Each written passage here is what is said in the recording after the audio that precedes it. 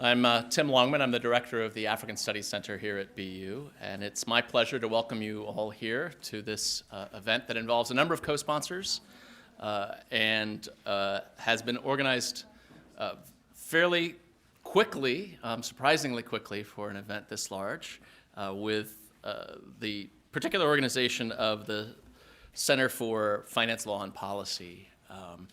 The other co-sponsors are the School of Law, the Center for Global Health and Development, and the African Studies Center. As somebody who has participated in a variety of war crimes trials, mostly involving Rwanda, where I specialize, and has testified at the International Criminal Tribunal for Rwanda and at trials in the United States and Canada and Finland, I'm particularly pleased to have the opportunity today to welcome our speaker. I'd like to say particular thanks to the people who worked to organize this event before I get started. And I will tell you a little bit about the lecture series that this is part of, and then I will turn it over to the Dean of the Law School to introduce our speaker. The primary organizing for the event was done by the Center for Finance, Law, and Policy, and there's a particular thanks go out to Neil Esty and Jaho King, who really did the major work on this. Can you raise your hand, say hi? And Matar, I don't know your last name, Matar, I realize. Matar Juf, oh, okay, that's a good West African name. So Matar Juf, who actually made the main connection with our speaker today and has actually, is a student of the School of Law, but has been helping out at the Center for Finance, Law, and Policy. I'd also like to thank Joanne Hart and Peter Quella from the African Studies Center for the work that they've done in helping to organize the event today. And I should mention that immediately following the event, there will be a reception across the hall, which you're all welcome to come attend and have a chance to speak with our guest lecturer one-on-one, or 200-on-1, as it were. Our lecture today is a particularly fitting topic for the annual Morse Lecture. The F. Bradford Morse Distinguished Lectureship at Boston University was established through the generous support of the Industry Council for Development and has taken place annually since 1989. The lectureship was created in recognition of the contributions of the Honorable Bradford Morse, who was a Republican congressman from Massachusetts for 6 terms until he resigned to accept an appointment as Undersecretary General of the United Nations in 1972. From 1976 to 1986, Mr. Morse served as the head of the United Nations Development Program, which, as many of you may be aware, is an agency that's played a key role in supporting economic growth in the developing world, including sub-Saharan Africa. From 1986 to 1991, Mr. Morse served as president of the Salzburg Global Seminar, which is a nonprofit organization based in Salzburg, Austria, whose mission is to challenge current and future leaders to develop ideas for solving global problems. He passed away on December 18th, 1994, at the age of 73. This lecture series was set up to bring in scholars, particularly who work on Africa and who can speak to issues of global affairs. And so our speaker today is really fitting very well within that tradition and very much honors the work of Mr. Morse. Our speaker will be introduced by Dean Maureen O'Rourke. She's been on the faculty of the BU Law School since 1993 and has served as dean since 2006 after serving 2 years as dean ad interim. She received her BA from Marist College and her JD from Yale University. So let me turn it over to Dean O'Rourke.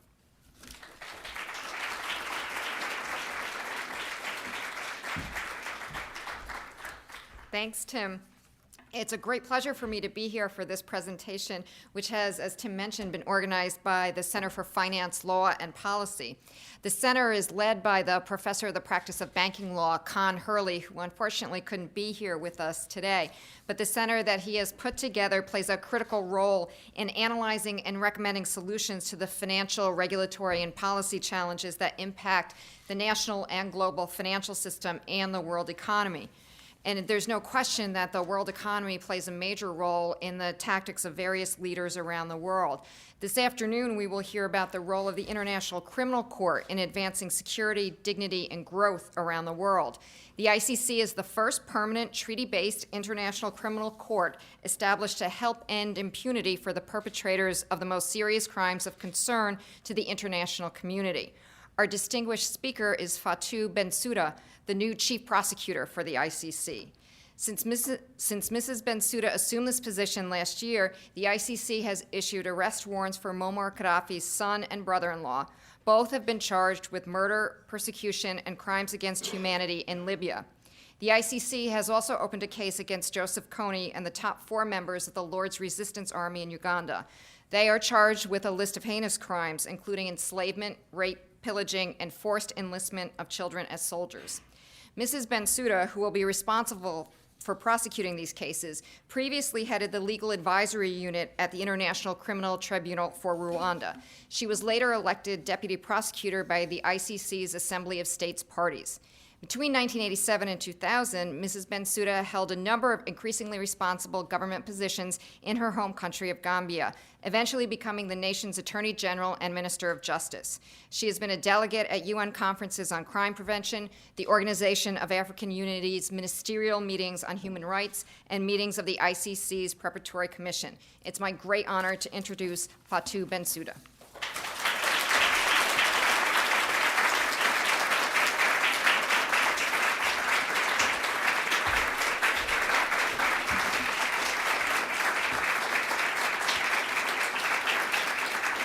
Thank you very much.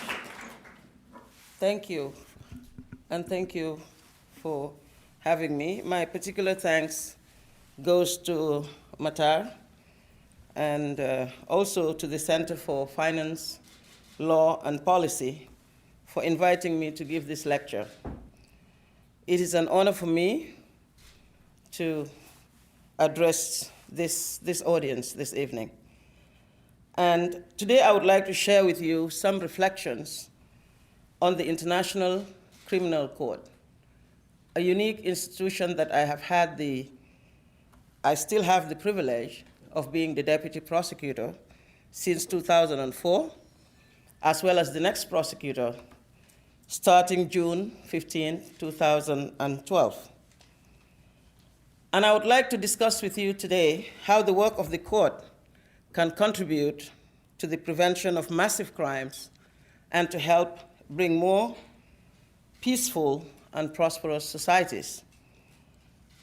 I would like to discuss with you how the preventative impact of the court's work could be maximized. How can we bring reconciliation in the Ituri region of the Democratic Republic of Congo? How can we pacify the Kivu provinces of the Democratic Republic of Congo? How can we prevent a new cycle of violence during the next elections in Kenya that is scheduled for 2013? How can we support Colombia's efforts to end half a century of violence? And I will just say one word, and that is institutions. In our countries, the Congress, the police, the prosecutors, and the courts are the basic institutions to establish and enforce law and order. The Rome Statute, which establishes the International Criminal Court, is building the same idea internationally.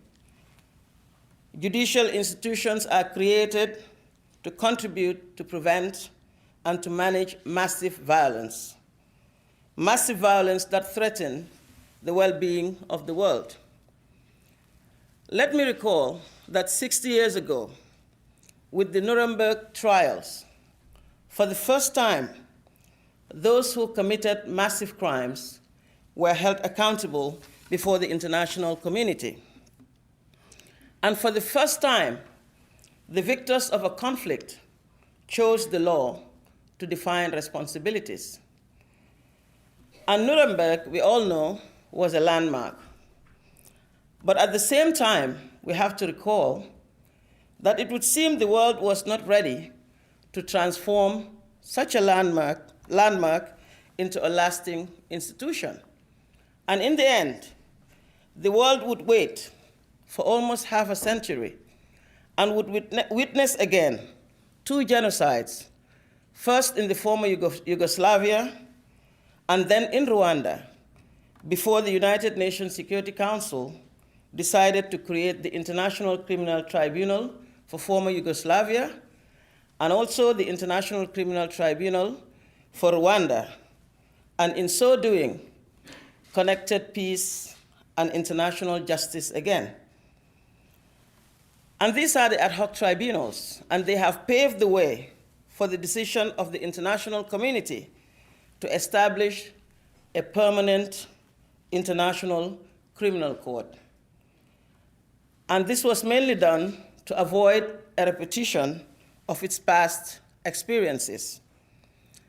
This court, the ICC, is built upon the lessons of decades of unimaginable atrocities that deeply shocked the conscience of humanity, decades when the world had failed to prevent massive crimes. And it shows how innovative an idea it is to have international justice. It is only with the Rome Statute establishing the International Criminal Court that the international community added an independent and permanent justice component to its efforts to achieve peace, security, and stability.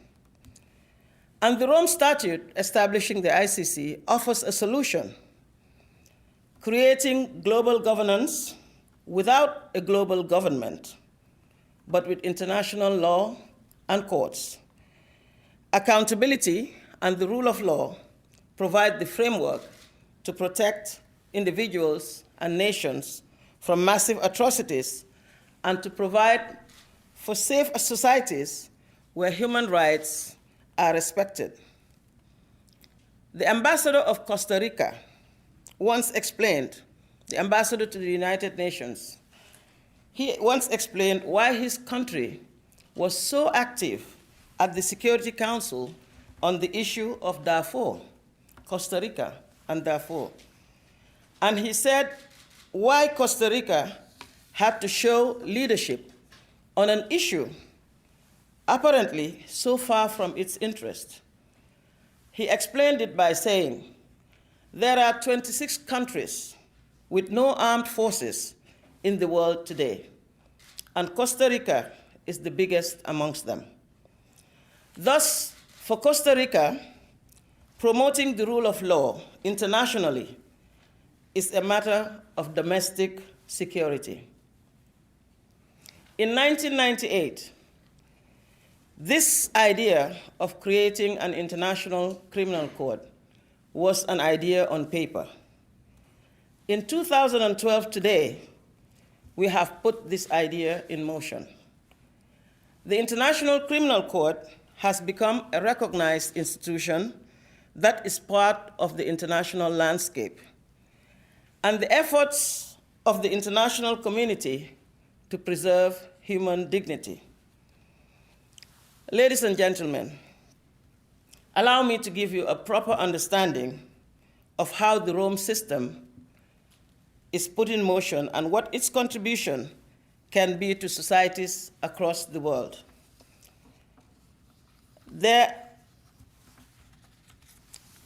One of the main principles of the Rome Statute is that all states parties commit to investigate, to prosecute, and to prevent massive crimes when perpetrated within their own jurisdiction. This is what states parties have signed to. And today, 121, with Guatemala just joining last week, 121 states today have accepted that. Should they fail in this primary responsibility to investigate and prosecute, the ICC can independently decide to step in. This is the principle of complementarity. And under this principle, proceedings before the ICC as a court of last resort should remain an exception to the norm. It is with this in mind that the Office of the Prosecutor has adopted a positive approach to complementarity, which means that the office encourages genuine national proceedings wherever that is possible.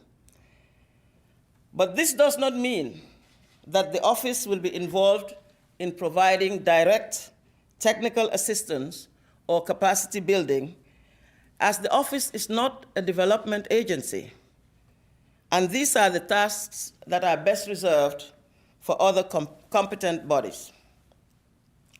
There is also statutory limits to the types of activities that the Office of the Prosecutor can be involved in. It will not be directly involved in providing legal advice, as such action could risk tainting future ICC admissibility proceedings. Nor can the office provide information without ensuring that there is proper security standards and national authorities are willing to receive such information. What the office has been doing, is to make public announcements of the beginning of a preliminary examination into a situation, meaning a country in conflict where these crimes are taking place. We also send missions. We also request for information from national governments about their efforts to end impunity. In fact, just couple of days ago, I'm coming from Guinea, which is a situation under preliminary examination, and perhaps during the question and answer, we can talk about that. But the information that we get, can be factored in by all the states and relevant organizations in order to promote accountability in a timely manner at the national level. In Colombia, for example, the prospect of the court, the ICC, exercising jurisdiction was mentioned by prosecutors, by the courts, by legislators, and by members of the executive branch as a reason to make policy choices in implementing the justice and peace law, and by so doing, ensuring that the main perpetrators of crimes would be prosecuted. It has been widely reported that the office's preliminary examination of the situation in Colombia served as an incentive to the Colombian authorities to fulfill their primary responsibility to investigate and prosecute crimes that fall under the jurisdiction of the ICC. And in so doing, the office has consistently encouraged and monitored the Colombian authorities to bring the perpetrators to account, and including through the Justice and Peace Law that was adopted in 2005 with respect to the paramilitary leaders. National proceedings have been initiated against guerrilla groups, police and army officials, as well as politicians who had alleged links to the armed groups. And there is also investigations in Colombia going on into the so-called false positive cases. Also, following the opening of an investigation into a situation by the Office of the Prosecutor, positive complementarity continues to inform our policy towards the selection of our cases. Situations under investigations by the Office of the Prosecutor will typically involve a large number of massive crimes committed by numerous perpetrators against scores of victims. And pursuant to this policy of focused investigations and prosecutions, the office, it is our policy to investigate and prosecute only those who bear the greatest responsibility for the crimes. Focusing on this most responsible is the way that we think we'll be able to maximize the preventive impact of the court's intervention. And it is always up to the states themselves to deal with the other perpetrators. All the cases that are presently before the ICC have been against the top leaders of the organizations involved in the commission of crimes, including 3 heads of state. Following this specific duty also to focus on gender and crimes against children, the office's first case against Thomas Lubanga Dilo who was found guilty just on the 14th of March, 2 weeks ago, the case exposed how boys and girls were abused as child soldiers, how they were trained to kill, how they were trained to rape, and how they themselves were raped. And each subsequent case that we have has highlighted the further aspects of gender crimes, from command responsibility asserted for an organized crime campaign of rapes in the case against Jean-Pierre Bemba. As some of you may know, Jean-Pierre Bemba is a former vice president of the Democratic Republic of Congo, and he was charged with crimes that took place in the Central African Republic. From that case to the charges of genocide through rape against President al-Bashir of Sudan in Darfur, the gravity threshold of all these cases is very high. And in each situation, there are hundreds of thousands of persons killed and raped. And in many, there are millions of persons displaced. The cases before the court are indeed the most serious crimes of concern to the international community. And accordingly, the Office of the Prosecutor supports a comprehensive approach to combat impunity and the prevention of recurring violence. We do this by combining our own efforts on the most serious and on those who bear the greatest responsibility, while at the same time trying to encourage and support national investigations and prosecutions for the other perpetrators, as well as even truth and reconciliation mechanisms. We may, for example, provide national authorities with information. This information is one that is collected by the office that could be of assistance to the national proceedings, subject, of course, to the existence of a credible local system of protection for judges and witnesses, for the integrity of the proceedings and other security caveats.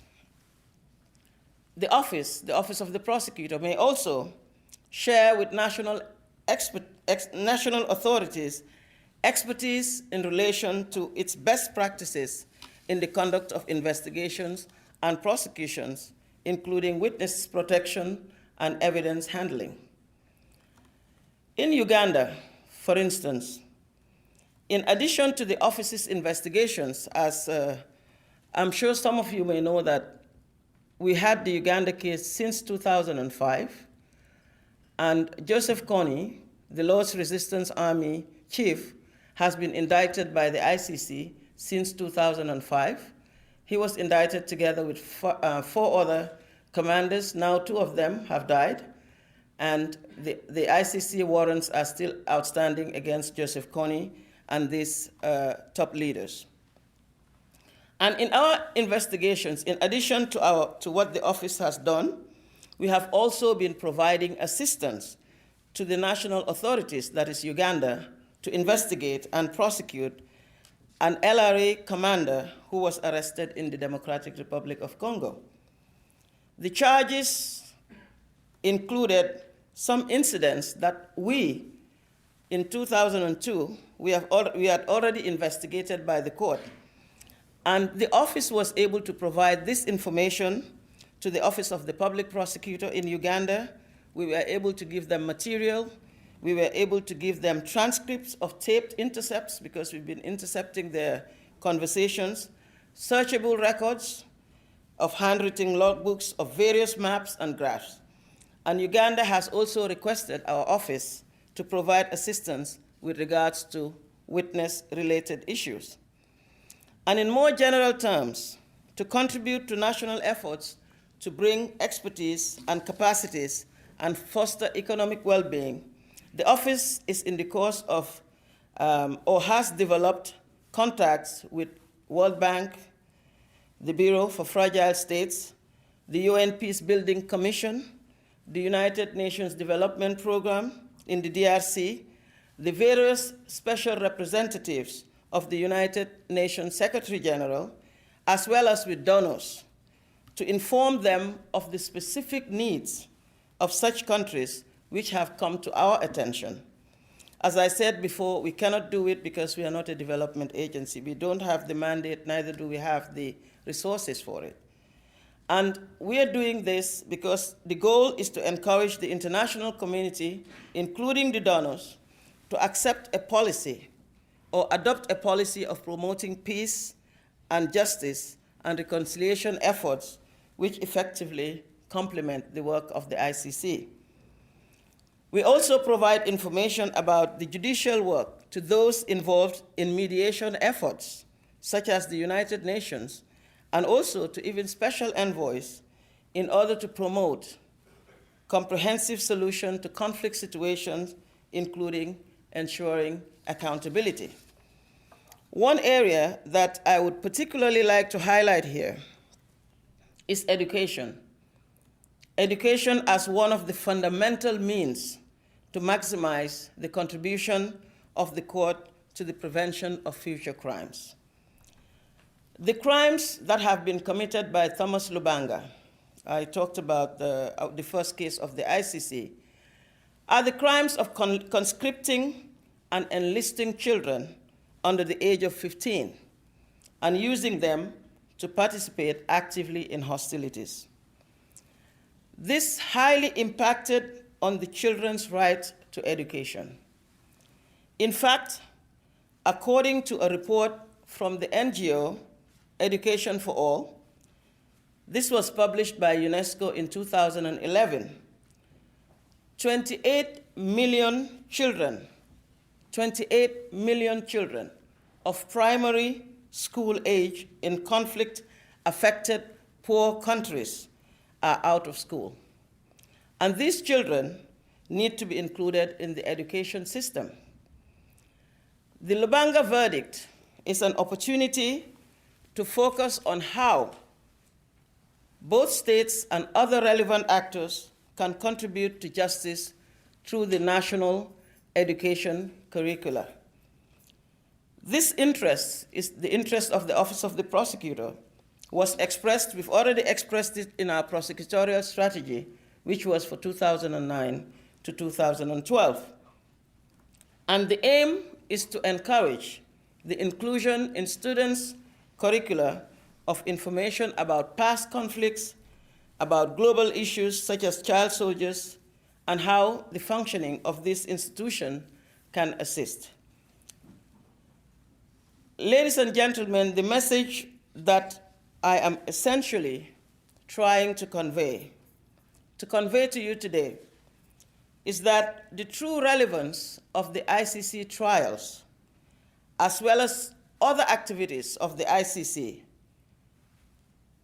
will lie on the fact that by their global impact, they can contribute to the prevention of recurring violence and thereby help to contribute to more peaceful societies. One court ruling by the ICC affects a multiplicity of cases. And that is what the United Nations Secretary General Ban Ki-moon has referred to as the shadow of the court. And this shadow should be considered as the most important impact that the court can have. And what is the shadow of the first trials of the ICC? Our trial against Thomas Lubanga, I come back to it, has helped to trigger debates on child recruitment in remote countries like in Colombia, also in Sri Lanka. And in fact, child soldiers were released in Nepal, about 3,000 of them after the beginning of the Lubanga case. And the special representative of the children in armed conflict immediately has factored in such a potential and has used it as a tool to campaign for the release of more children. And this is an example of how to use the law to prevent crimes. The Lubanga ruling, we believe, will change the life, or has the capacity to change the lives of boys and girls. Never again should they be left out of the assistance provided by the demobilization programs. Never again should they be used as fighters or as sexual slaves. In the second trial of the ICC, the prosecutor versus Germain Katanga and Matthew Ngujolo Chui, for which the oral arguments, the closing arguments, will be made on the 15th of May next month. And the closing of this trial, this is a trial that focuses on the militia group that was fighting against Thomas Lubanga, also in Ituri.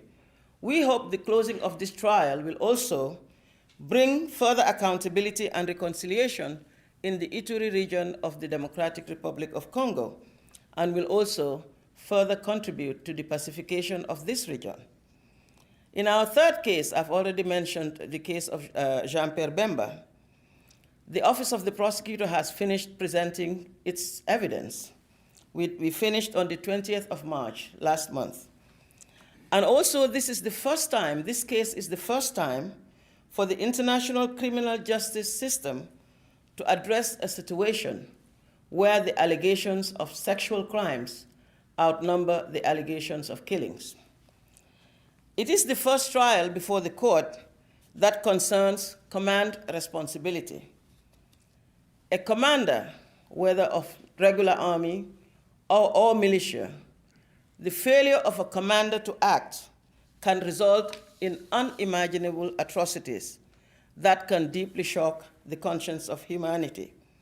And in this case, the case of Jean-Pierre Bemba, we are alleging, and the evidence we presented, we are asking the court or telling the court that Jean-Pierre Bemba has failed in this responsibility to stop and prevent his militia from using rape as a primary weapon of war. And in terms of impact, we believe this trial is an opportunity. Like any other criminal court, of course, the responsibility, the individual criminal responsibility of Jean-Pierre Bemba will be decided by the court. But the aspect, the preventive aspect of this trial, its forward-looking aspect, has no precedent.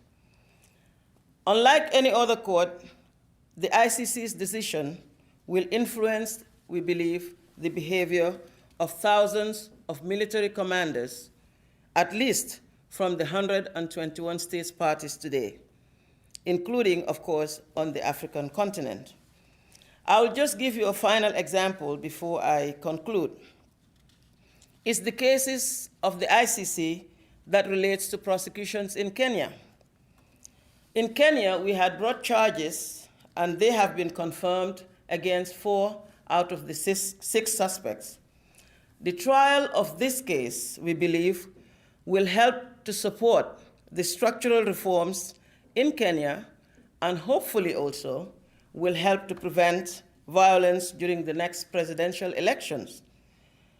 We hope that they will serve as a deterrent in other presidential elections across the world, including political leaders, putting them on notice that if they use massive violence to gain or to retain power, whether within or outside of elections, they will be prosecuted.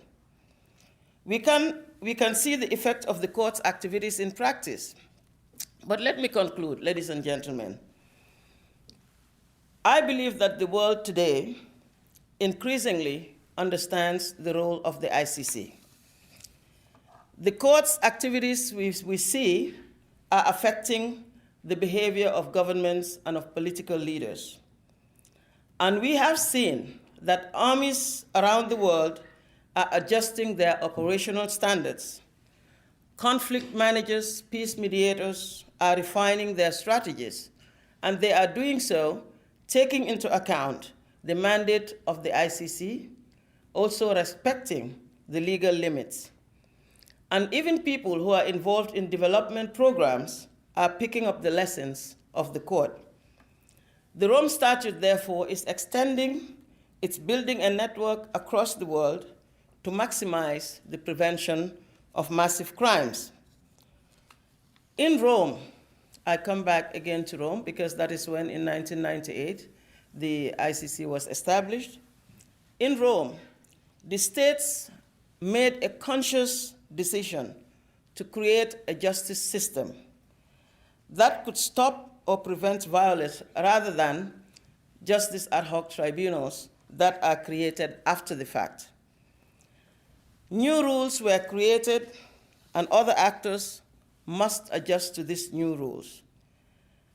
It provides, I submit to you, it provides an opportunity, and its real success, the success of this system, will all the time depend on the efforts of the international community to capitalize on this.